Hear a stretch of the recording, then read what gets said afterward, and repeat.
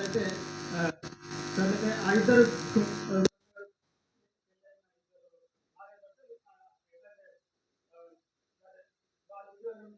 చేస్తున్న స్థలంలో ఇల్లు షిఫ్ట్ అయ్యి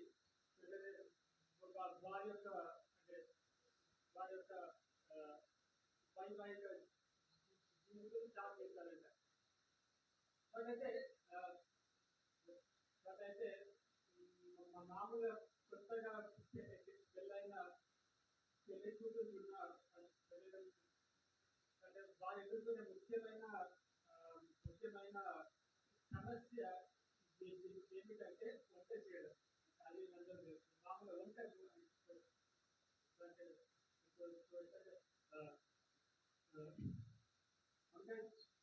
చేయడం చాలా ఇబ్బంది అవుతుంది కదా. అయితే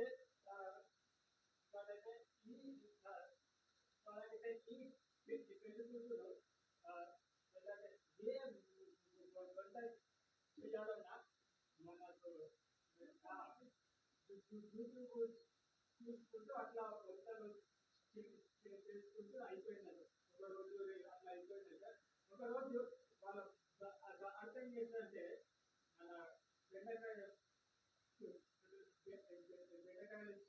తెచ్చి బెండకాయ కూర ఉండమని చెప్పారంట. అదైతే ఆ మహా సహాయం చేసిందంటే యూట్యూబ్ ఓపెన్ చేసి అవుట్ ఆఫ్ ప్రిపేర్ బెండకాయ దొరికిందంటే అదైతే ఆ బెండకాయ ఎట్లా చేయాలో అంత స్టార్ట్ అయిందంట. అదే అమ్మాయి అక్కడ ఫోన్ పెట్టుకొని అదే స్టార్టింగ్ ఏంటంటే కావాల్సిన పదార్థాలు అన్ని పెట్టుకున్నాం. ఉల్లిగడ్డ, టమాటా, కారం, పసుపు అన్ని పెట్టుకొని మెల్లమెల్లగా స్టార్ట్ చేస్తున్నాం. అక్కడ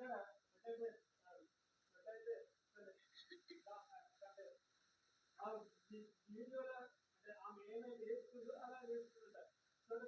స్టార్టింగ్ అందులో మనం స్టవ్ పెట్టి నూనె వేసిందంట, ఆవాలు వేసింది, పసుపు వేసింది, అట్లా వేసుకుంటే కానీ ఏంటంటే ఫోన్లో ఇంటర్నెట్ ఫోన్లో ఇంటర్నెట్ ట్యాక్ అయిపోయిందంట. ఇంటర్నెట్ బ్యాలెన్స్ అయిపోయి మొత్తం ఆగిపోయింది ఇంటర్నెట్ రావడం. అలాగే ఏం చేయాలి అర్థం కాదు, ఏం చేయాలి అని చెప్పేసి చాలా సేపు ఎదురు చూసిందంట.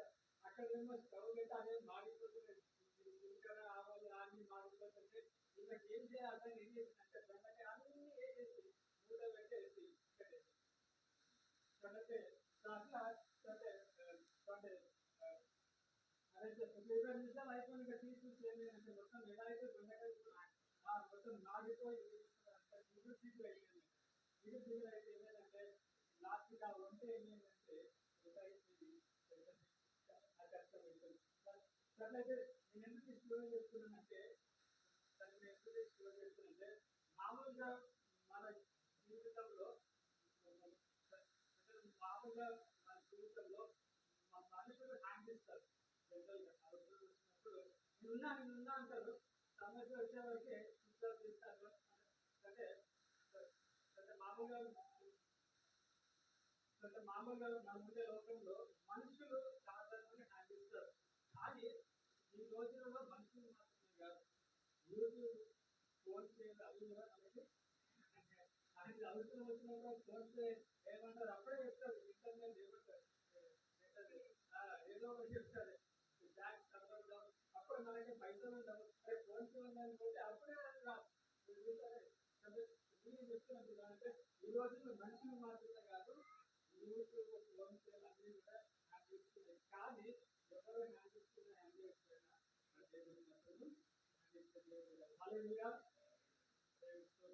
అలాగే నేను ఒక చిన్న వాక్యం చదివించి అందరూ కూడా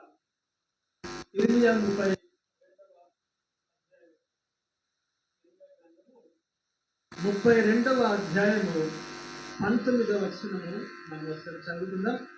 అంటే మనము ఈరోజు ధ్యానించుకోబోయే వాక్య భాగం అది.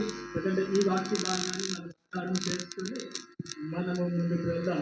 అందరూ కూడా ఈ యొక్క పరిశుద్ధ బైబిల్లో ఇర్మియా గ్రంథం 32వ ఆలోచన విషయంలో ఆలోచన విషయంలో నీవే విషయంలో నీవే గొప్పవాడవు, ఓకే క్రియలు జరిగించు విషయంలో శక్తి సంపన్నుడవు, ఓకే వారి ప్రవర్తనలను బట్టి వారి క్రియాఫలమును బట్టి అంటే మనం ఒక్కసారి ఇక్కడ మనం గమనించినట్లయితే ఇక్కడ ఇర్మియా భక్తుడు దేవుని గురించి అంటున్న మాట ఏంటో ఒకసారి అంటే వారి ప్రవర్తన బట్టి ఇంకా వారి క్రియాఫలమును బట్టి అందరికీ ప్రతిఫలమిచ్చుటకై నరపుత్రుల మార్గములన్నిటినీ నీవు కన్నులారా చూచుచున్నావు. హల్లెలూయా. అంటే మనం ఇంతవరకు చదువుతున్న వాక్య భాగంలో ఇర్మియా భక్తుడు దేవుని గురించి అంటున్న మాట ఏంటంటే దేవుడు ఎలాంటి వాడో ఈ వచనంలో మనము ఇక్కడ అంటే ఈ వచనంలో భక్తుడు దేవుడు ఎలాంటి వాడంట తెలుసా? ఇక్కడ ఒక మాట ఏముందంటే దేవుడు అంట అందరికీ ప్రతిఫలం ఇచ్చేవాడంట. అక్కడ ఉంది ఆ మాట చూడండి ఒకసారి, ఆ మాట సందర్భం చేసుకోండి. అందరికీ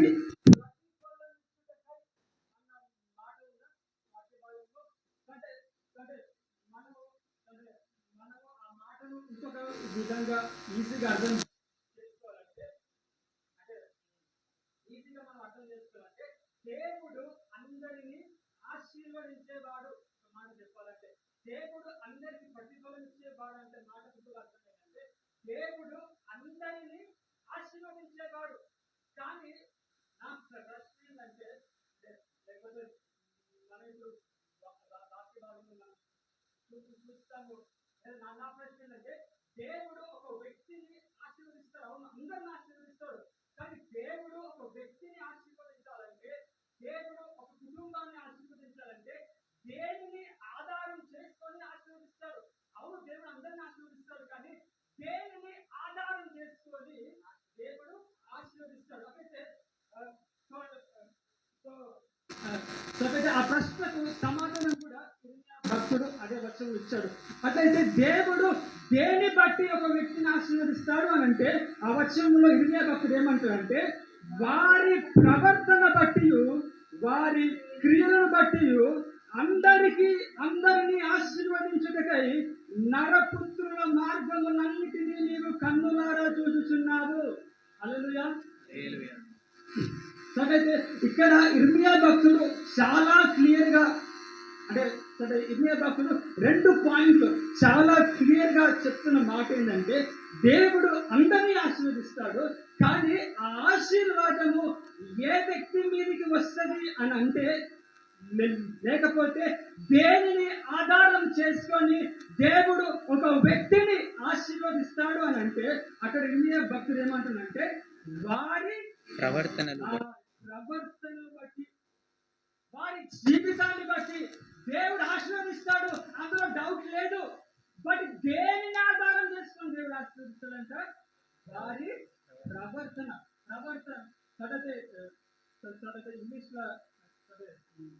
ఇంగ్లీష్ లో అక్కడ వాడబడిన మాట ఏంటంటే బేస్డ్ ఆన్ దేర్ కాండక్ట్ అంటే ఏంటో తెలుసా?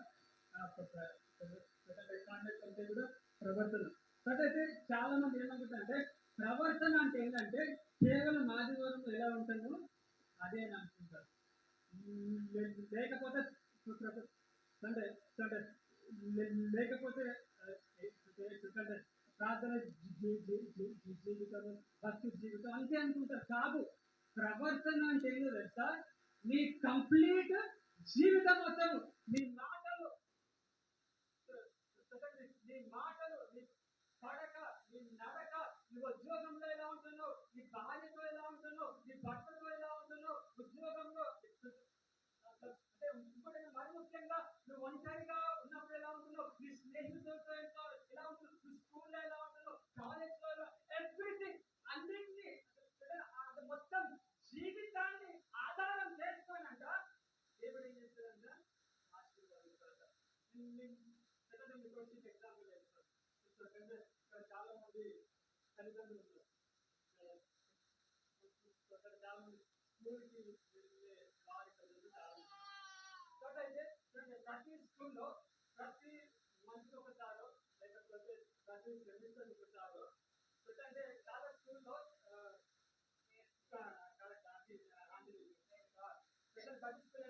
పేరెంట్స్ మీటింగ్ వెళ్తారు, అందరు పేరెంట్స్ వెళ్తారు.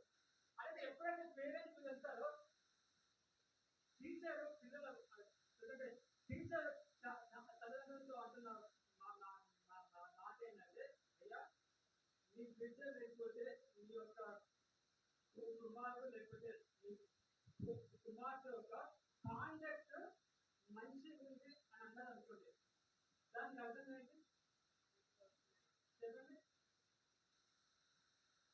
కేవలం చదువు మాత్రమేనా?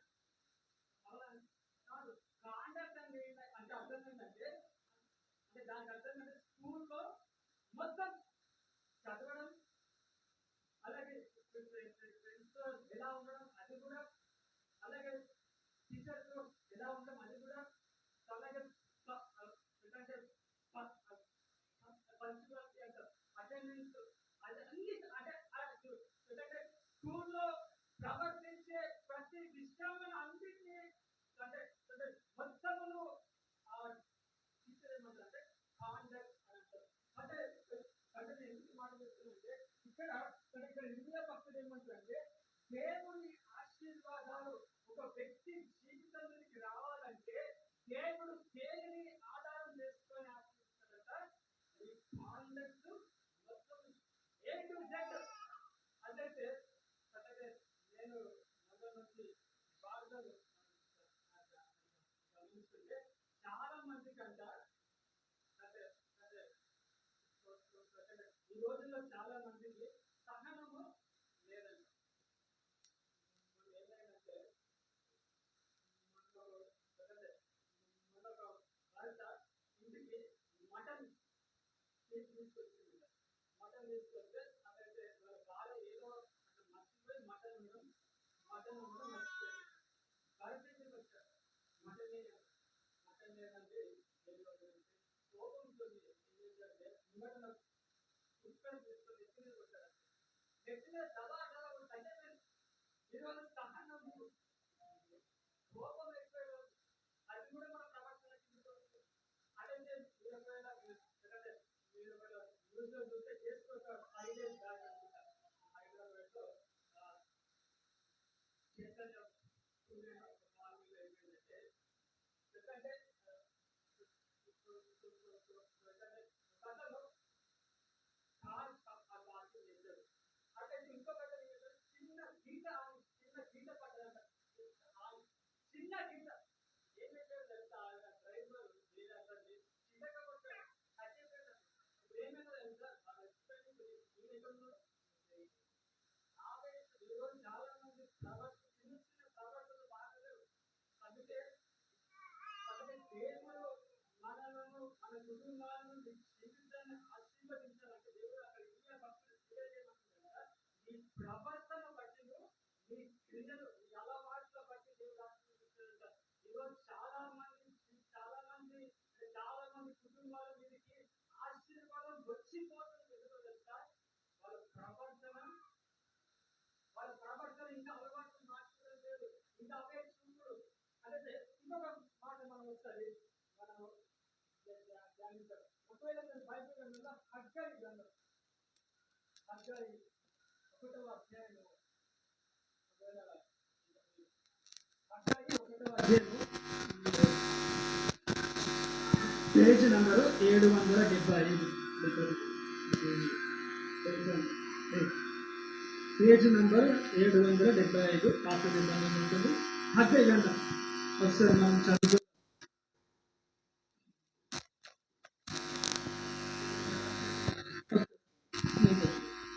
హగ్గయి 1వ అధ్యాయము 6వ వచనం. 1వ అధ్యాయం 6వ వచనం. మీ ప్రవర్తనను గూర్చి ఆలోచించుకొనుడి. మీరు విస్తారంగా విత్తినను మీకు కొంచెమే పండెను. మీరు భోజనం చేయుచున్నను ఆకలి తీరకయున్నది. పానం చేయుచున్నను దాహం తీరకయున్నది. బట్టలు కప్పుకొనుచున్నను చలి ఆగకున్నది. పనివారు కష్టం చేసి కష్టము చేసి జీతం సంపాదించుకొనినను జీతం సంపాదించుకున్నాను. జీతం చినిగిపోయిన సంచిలో ఆ, వేసినట్టుగా ఉన్నది. చాలండి చాలండి. ఇక్కడ అంటే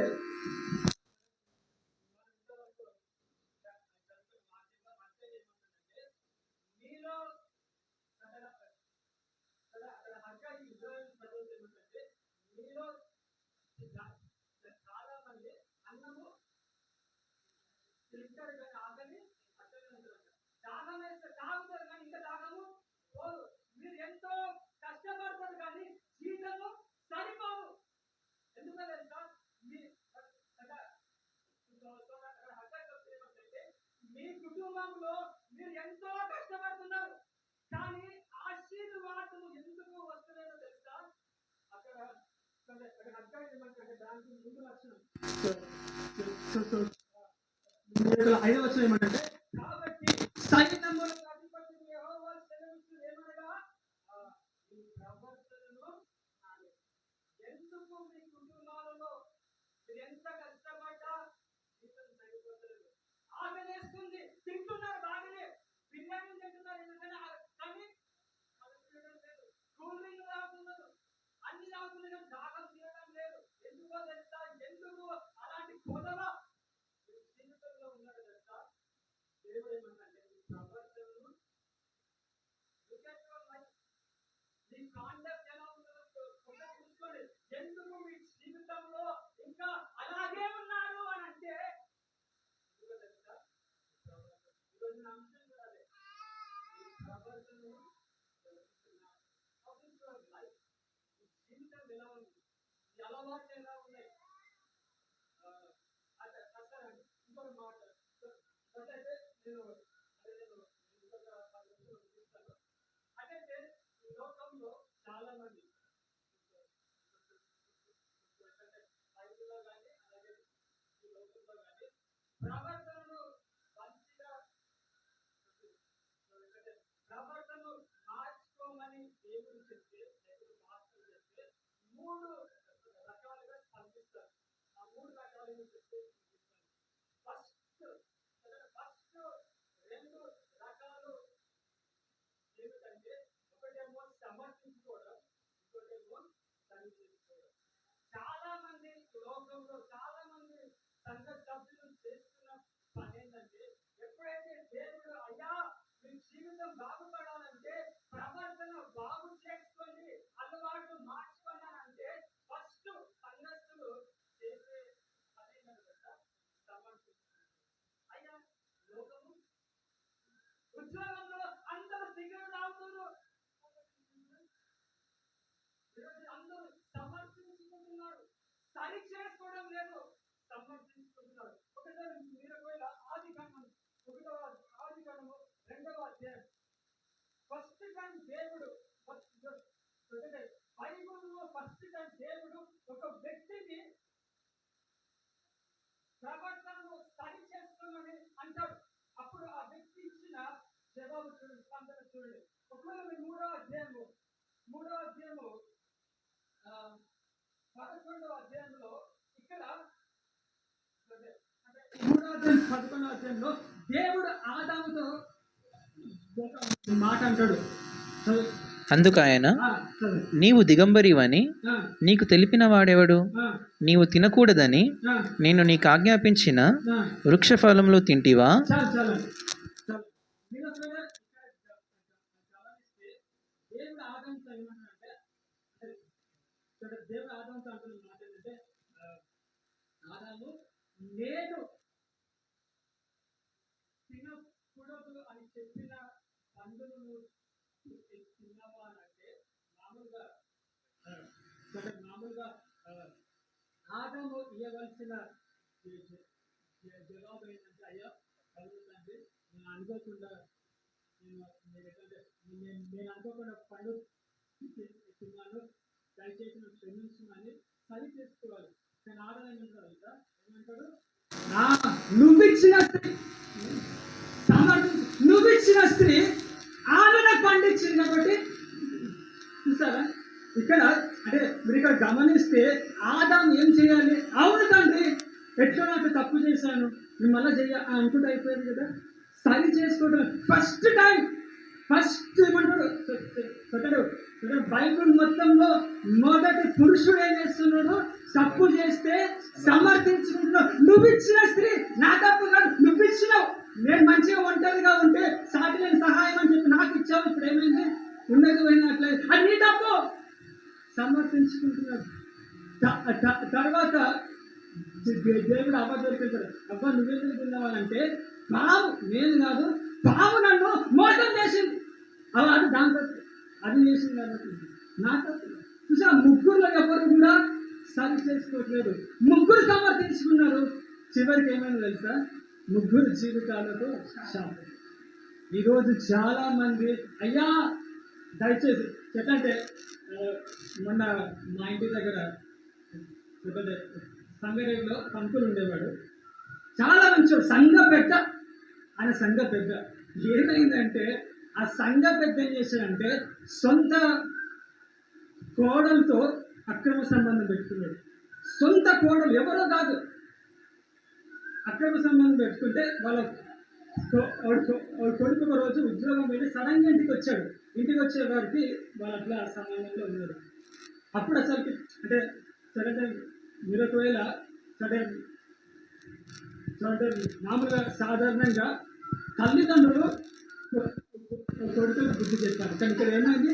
కొడుకు బుద్ధి చెప్పాల్సి వస్తుంది. ఇక్కడ తండ్రి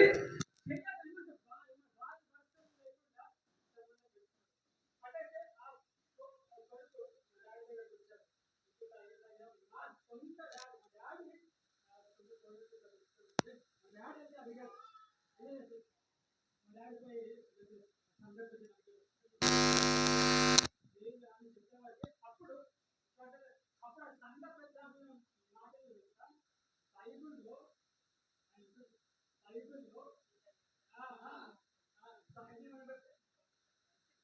బైబుల్లో ఒక వ్యక్తి సొంత చూడవలసిన పాపం చేశాడు. వ్యక్తి ఎవరంటే యూద తన చూడమైన రాముడితో పాపం చేస్తే దేవుడు వాళ్ళ పుట్టిన బిడ్డను ఆశీర్వదిస్తాడు.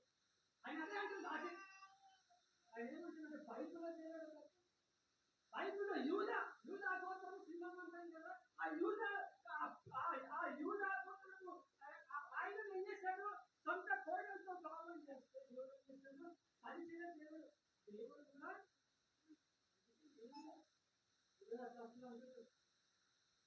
ఈరోజు అలా బైబిల్తో సమర్పిస్తున్నారు. బైబిల్ చేస్తలేదా?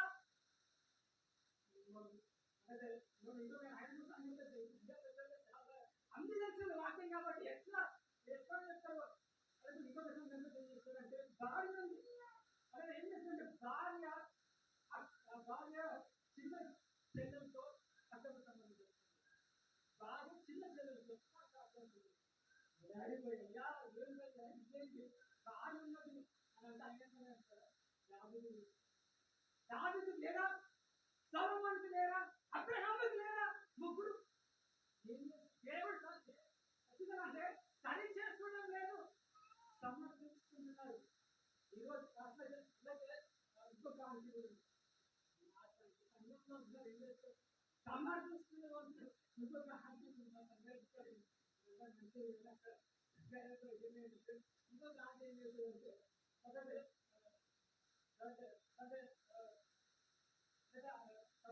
ఆంటీకి పెళ్ళని పిల్లలు పుట్టారు. పాపం అనుకోకుండా భర్త అదే ఈమెం చేసిందంటే డబ్బులు పిల్లలు ఆ పిల్లల సహాయం లేకపోతే పక్కన వ్యక్తితో అక్కడ పెట్టుకుంటే నేను అదేమంటుందంటే దేవుడు నాకున్న ఒక ఆధారాన్ని దేవుడు తీసుకున్నాడు. కనుక ఇది నా తప్పు కాదు. నేను మంచిగా నా భర్తకి నమ్మకంగా నేను నా భర్తకి నమ్మకంగా ఉంటుంటే దేవుడు తప్పు. అందుకే నాకు డబ్బులు కావాలి. కనుక నాకు వేరే మార్గం లేదు. ఎక్కడికి పోయినా అందరూ ఆ చూపుతోనే చూస్తున్నారు. కనుక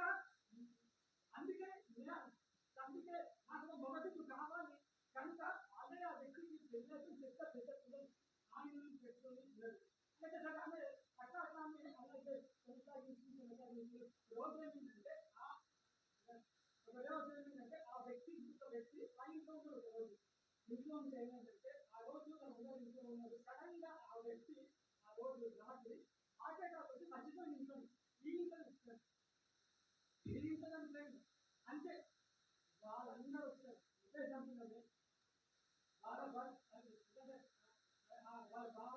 భార్య పెద్ద పిల్లలు వాళ్ళ పిల్లలు అయిపోయింది మాటలు పిల్లలు అందరూ వచ్చారు. చిన్నగా బాధపడాలి నువ్వే చేసినావేమో అని చెప్పి ఆమె ఇల్లు మొత్తం ఇల్లు చాలా అంతా మొత్తం చిన్నగా చేశారు. చివరిగా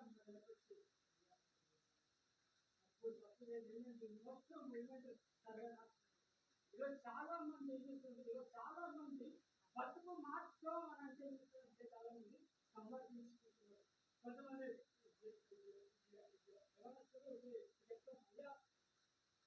కాస్త మంచిగా చదువుకోండి ఆ ఇన్స్టాగ్రామ్ ఆ యూట్యూబ్ పంపేయాలంటే ఏమంటారు తెలుసు హాస్టల్లో మీకు ఫ్రెండ్ లేదు ఈరోజు అట్లనే బట్టలు వేసుకో అంటే మొత్తం నుంచి అట్లనే ఫ్రెండ్ బాగా అవుతున్నాం అంటే ఫ్రెండ్ బాగా అయితే ఇటువంటి బతుకు బాగుంది. ఫస్ట్ టైం అనేది చాలా మన జీవితంలో అంటే అదైతే మొన్న ఒక రోజు ఉత్తరప్రదేశ్లో భారతదేశం ఇద్దరికి భారతదేశం పెళ్ళైంది. సుమారుగా 30 సంవత్సరాలు అయితే పిల్లలు లేదు. వాళ్ళిద్దరికి 45 40 ఇయర్స్ పిల్లలు లేరు. చివరికి అయితే చాలా ప్రార్థన చేస్తారు. ఒక రోజు ఏమైందంటే పొద్దున లేవగానే ఇంటి బయట ఇంటి పక్కకి ఎవరో ఒక చిన్న పాపను పడేసుకోలేదు. అంటే ఆ సౌండ్ వస్తుంది వీళ్ళకి బయటికి వచ్చి చూస్తే చిన్న పాప ఎంత మంచిగా ఉంది. అదైతే ఒకటే ఆ తల్లి ఏమంటుందంటే ప్రార్థన విన్నారు నా కొరకే ఆ పాపను చెప్పేసి వాళ్ళ పాపను పెంచుకున్నారు. కాబట్టి మంచిగా చూసుకున్నారు. ఎందుకంటే అల్లారం వస్తున్నారు ప్రార్థన వాళ్ళ పిల్లలకి బాధపడుతుంది. చివరికి పాప మంచిగా పెంచుకున్నారు. అదైతే ఒకటే ఆ పాప కొంచెం పెద్దగా అయితే ఆ భర్త భర్త హెల్త్ ఇష్యూతో ఆ భర్త అదైతే ఈ తల్లి ఆ పాపను చాలా అల్లారముద్దుగా మామూలు స్వేచ్ఛ కాదు అల్లారం ఏమంటుంది దాంట్లో గారాబం. ఎందుకంటే ఒకటే కూతురు పెంచుకున్న కూతురు దేవుడు కూతురు ఫస్ట్ ఆస్తులు ఏది పడితే ఇప్పించింది అంటే ఆ పిల్లలు 5 years అప్పుడే 5th క్లాస్ అప్పుడే ఐఫోన్ ఇప్పించింది. అడిగితే ఐఫోన్ ఇప్పించింది. అని అప్పటి నుంచే ఇన్స్టాగ్రామ్ లో రీల్స్ చదువు బాగా వస్తుంది. 8th క్లాస్ ఆ అమ్మాయి చదువుతుంది. ఒకరోజు ఈ తల్లి ఉద్యోగం చేసి సడన్గా ఇంటికి వచ్చింది. ఇంటికి వచ్చేవారికి ఆ 8th క్లాస్ అమ్మాయి ఇక్కడ అబ్బాయితో ఇంట్లో పాపం 8th క్లాస్ అమ్మాయి ఆమె కంటే పెద్దవాళ్ళు చిన్నవాళ్ళు కాదు. అలాగే ఈమెకేమో 13 వయసు ఉంటే వాళ్ళిద్దరికి 28 ఉంటుంది. వాళ్ళతో పాపం చేసుకుంటే ఇంటికి వచ్చింటే అక్కడ ఆమె వచ్చి వెళ్ళిపోయారు. ఏం లేదు అక్కడ ఆ తల్లి చాలా కోపం నువ్వు ఏం చేస్తున్నావు అసలు ఏం పని నీ వయసు ఎంత నువ్వు ఏం చేస్తున్నావు అంటే నాకు ఇన్స్టాగ్రామ్ పరిచయం లేదు అని చెప్పి అక్కడ చేశాను. చివరికి ఏమైందంటే ఆ పాప ఏం చేస్తుందంటే ఆ పాప ఏం చేస్తుందంటే మన సంబంధానికి ఇద్దరు పంపింది ఇద్దరు బాయ్ ఫ్రెండ్స్ తో అన్న మాట ఏంటంటే మనం ఎంజాయ్ చేయాలంటే మా తల్లి అంటుంది చంపేసి మస్తు వస్తుంది బంగారం వస్తుంది మనం ముగ్గురు చంపేసి వెళ్ళిపోయి ఆ పాప ఏం చేస్తుంటే ఆ రోజు రాత్రి కొంతకాలం పెంచుకుంటానికి మత్తు గోలు వేసి మాట్లాడుతుంది. ఆ మత్తులో ఉన్న ఇద్దరు వచ్చారు. ముగ్గురు వెళ్ళని చంపేశారు. ఆమె లేదా వాళ్ళతో బంగారం అంత ఆమె బంగారం తీసుకుంది చంపేసి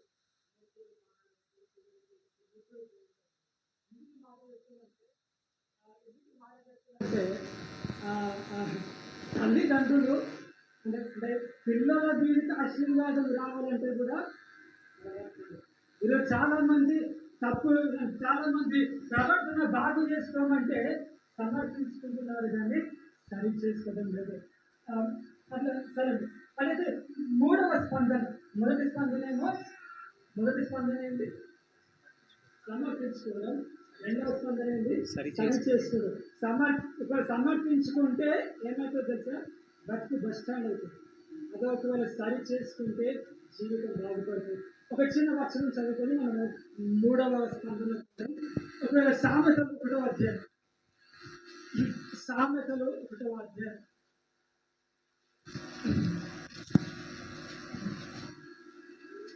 ఇక్కడ దేవుడు ఒక మాట అంటాడు. మనం ఒకవేళ సరి చేసుకుంటే వచ్చే ఆశీర్వాదాలు ఏంటి, సమర్థించుకుంటే వచ్చే శాపాలు ఏంటి? ఒకవేళ మీరు 1వ అధ్యాయం 23 నా గద్దింపు విని తిరుగుడి. అక్కడ ఏముంది? నా గద్దింపుకు విని తిరుగుడి. అంటే అంటే దానికి అర్థం ఏంటంటే ప్రవర్తన బాగు చేసుకోమంటే బాగు చేసుకోండి. చేసుకుంటే ఏమైతుందంటే చూడండి, ఆలకించుడి, నా ఆత్మను వినండి. ఏమంటాడు? నా ఆత్మ మీ మీద కుమ్మరించుదును. ఎప్పుడైతే మీ ప్రవర్తనను మీ అలవాట్లను బాగు చేసుకుంటారో దేవుడు ఏమంటారు తెలుసా? నా ఆత్మను మీ మీద హల్లెలూయా, నా ఆత్మను మీద కుమ్మరిస్తాను. ఇంకొక మాట చదవండి. ఇంకొక మాట అదే అధ్యాయంలో 33 వచనం. నా ఉపదేశం అంగీకరించువాడు సురక్షితంగా నివసించును. ఇంకో మాట ఏంటంటే నా ఉపదేశము లేకపోతే నేను చెప్పినప్పుడు వినేవాడంట సురక్షితంగా ఉంటాడు. కుటుంబం సురక్షితంగా ఉంటుంది. ఆశీర్వాదాలు వస్తాయి. ఎప్పుడు? గద్దింపు వినేవాడు. ఇంకొక మాట చదువు. ఒకవేళ వినకపోతే ఏమైతుంది? అది కూడా చెప్పాలి కదండి. చూడండి, ఒకవేళ 1వ అధ్యాయం 25 వచనం చూడండి. నేను చెప్పిన బోధ ఏమియూ మీరు వినక త్రోసివేసితిరి. నేను గద్దింపగా లోబడకపోతిరి. కాబట్టి మీకు అపాయం కలుగునప్పుడు నేను నవ్వేదను. దేవుడు ఏమంటే నేను చెప్పినప్పుడు వినకపోతే నేను బతుకు మార్చుకుంటా నాయన అంటే మీరు వినకపోతే దేవుడు ఏమంటారు సార్? మీకు అపాయం వస్తుంది. మీకు అపాయం వస్తే ఓ దేవుడా అని అంటే దేవుడు అంట ఏం చేస్తుందంట? నవ్వుతాడంట. ఇప్పుడు వచ్చా నా దగ్గరికి కొంతమంది ఎట్లా అంటే అవసరం వస్తుంది కాళ్ళు పట్టుకుంటారు. అవసరం వచ్చిందంటే కొంతమంది సమస్యలు ఎలా ఉంటారు? అవసరం రాగానే దేవా మంచిగా అనుకో. దేవుడు ఎవరో మాట్లాడు ఇష్టం వచ్చినప్పుడు దేవుడు అంటాడు నా గద్దింపు వినకపోతే ఏమంటాడు తెలుసా? మీకు అవసరం వచ్చినప్పుడు నేను ఏం చేస్తానంట? నవ్వుతాడంట. చూడండి ఇంకొక మాట. ఒకవేళ 27వ అధ్యాయము లాస్ట్ లైన్ ఏమిటంటే మీకు కష్టమును దుఃఖమును ప్రాప్తించినప్పుడు నేను అపహాస్యం చేసేదను. అప్పుడు వారు నన్ను గూర్చి మొదలుపెట్టుదురు కానీ నేను ప్రత్యుత్తరము నన్ను ఇంకేమంటే నన్ను శ్రద్ధగా వెతుకుదురు కానీ నేను వారికి ఎట్లా తెలుసా? అందుకే మన జీవితంలో దేవుని ఆశీర్వాదాలు రావాలంటే ఇంకొక మాట చదువుకుందాం. యెషయా గ్రంథం 57వ అధ్యాయము 18వ వచనం. యెషయా 57:18 వచనం. నేను వారి ప్రవర్తన చూచి తిని. మీరు అక్కడ వచనం చూసి ఏమంటారు?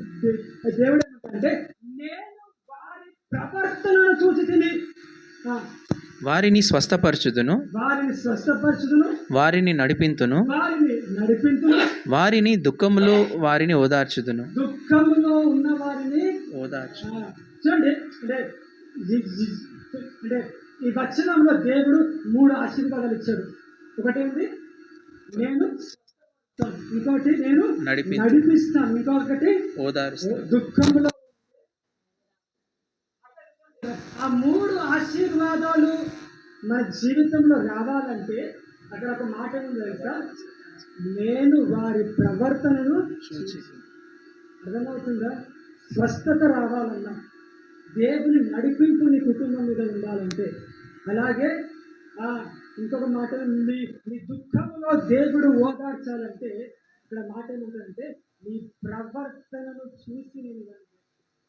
అందుకే ఈ రోజైనా సరే దేవుడు స్వస్థత మీ కుటుంబం మీద రావాలంటే, దేవుడు నడిపింపు నీ పిల్లల మీద ఉండాలంటే, మరి ముఖ్యంగా మీ బాధల్లో దేవుడు ఓదార్చాలంటే దేవుడు చూసేది ఏమిటో తెలుసా?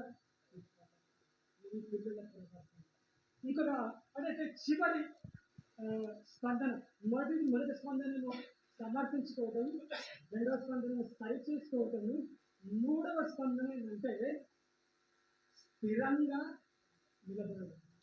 స్థిరంగా నిలబడడం అంటే ఏంటంటే, లోకమంతా పాపం చేస్తుంది, అందరూ పాపిష్టం చేస్తున్నారు, కానీ అతను మాత్రము ఎవ్వడు ఎట్లున్నా సరే నేను మాత్రము నమ్ముతాను, నేను మాత్రం నా భక్తిని పోగొట్టుతాను. అలాంటి వాళ్ళు ఉన్నారు, అలాంటి వారు బైబిల్లో ఉన్నారు. వాళ్ళు కూడా అంటే వాళ్ళు కూడా సమర్థించుకోవాలి, అంటే వాళ్ళు కూడా సమర్థించుకోవచ్చు, అయినా సరే వాళ్ళు సమర్థించుకోకుండా దేవుని కొరకు నిలబడితే ఏమైందో ఒకసారి మనము దేవుని వాక్యం చూద్దాం.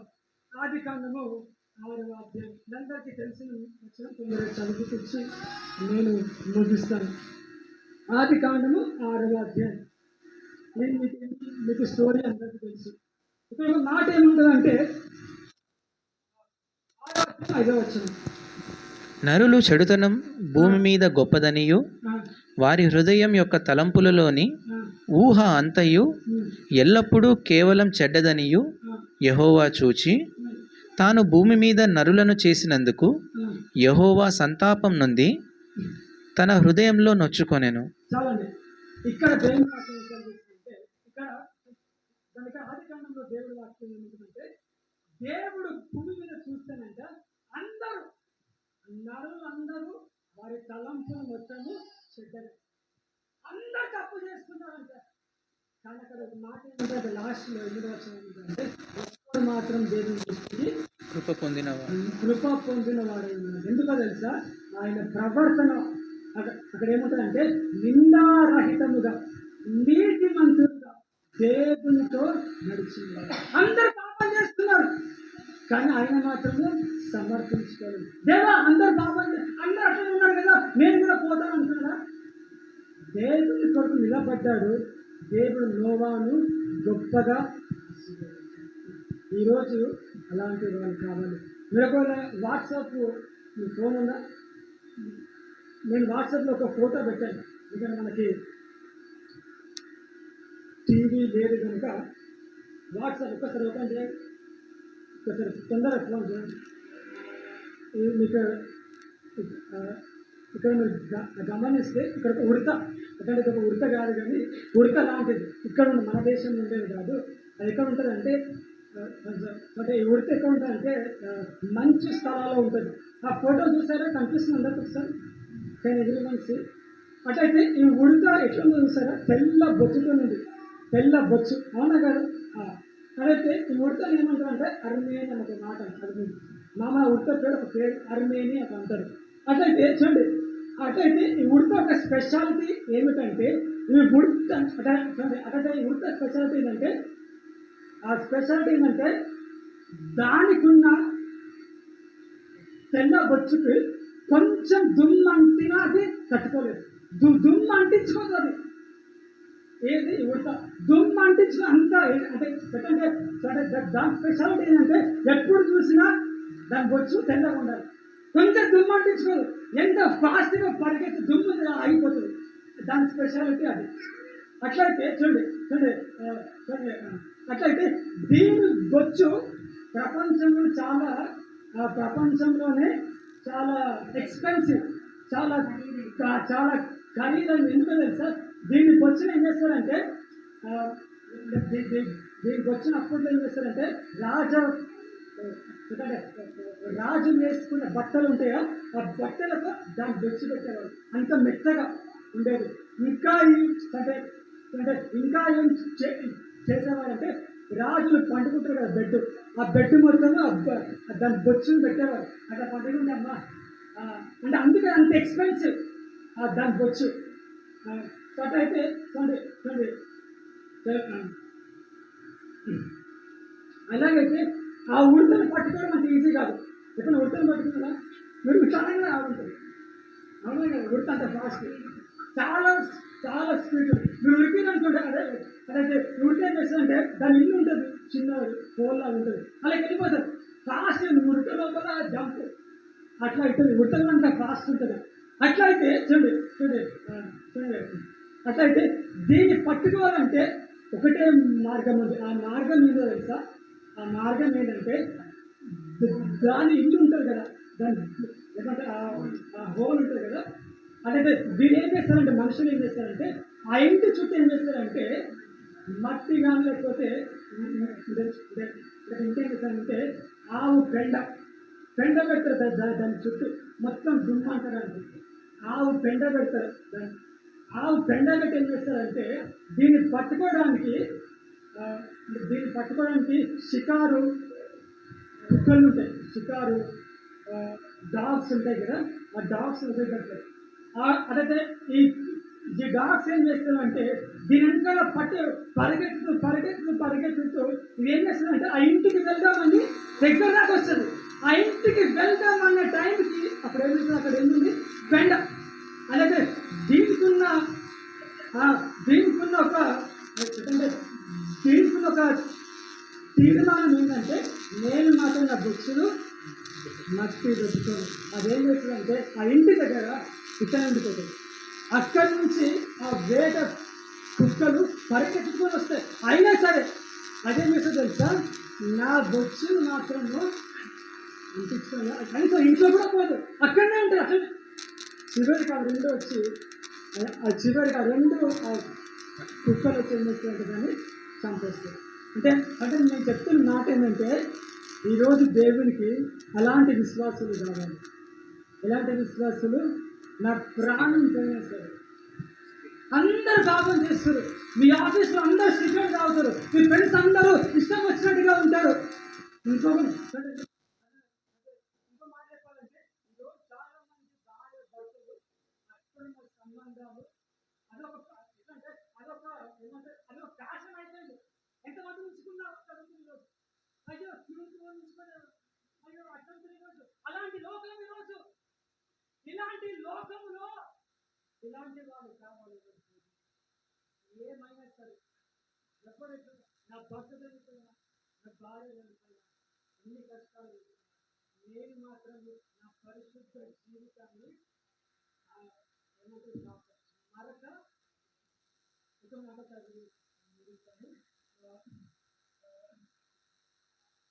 రెండవ పేతురు 3వ అధ్యాయం.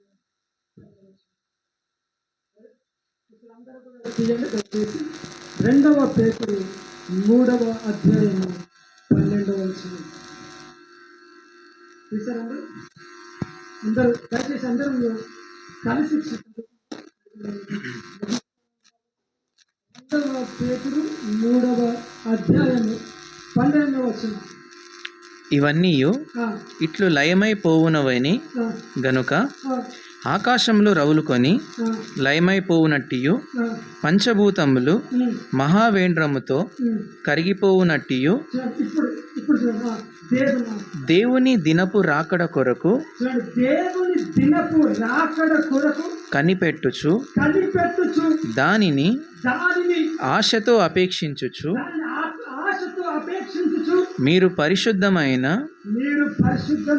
ప్రవర్తనతోను భక్తితోను ఎంతో జాగ్రత్త గలవారై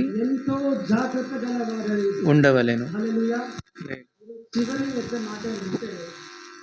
మనం ఎలా ఉండాలంటే సమర్పించుకునే వారి వల్ల ఒకరిని తప్పు చేసావా సరి చేసుకొని స్థిరంగా దేవుడు ఇక్కడ పేతురు ఏమంటే దేవుని రాకడ వస్తుంది, ఆ రాకడ కొరకు కనిపెట్టి వారు ఆశతోను నీ ప్రవర్తనను పరిశుద్ధంగాను భక్తిగాను ఉంచుకున్నటకు జాగ్రత్తగా ఉండు. దేవుడు ఈ వాక్యాన్ని దీవించుగాక. ఆమేన్.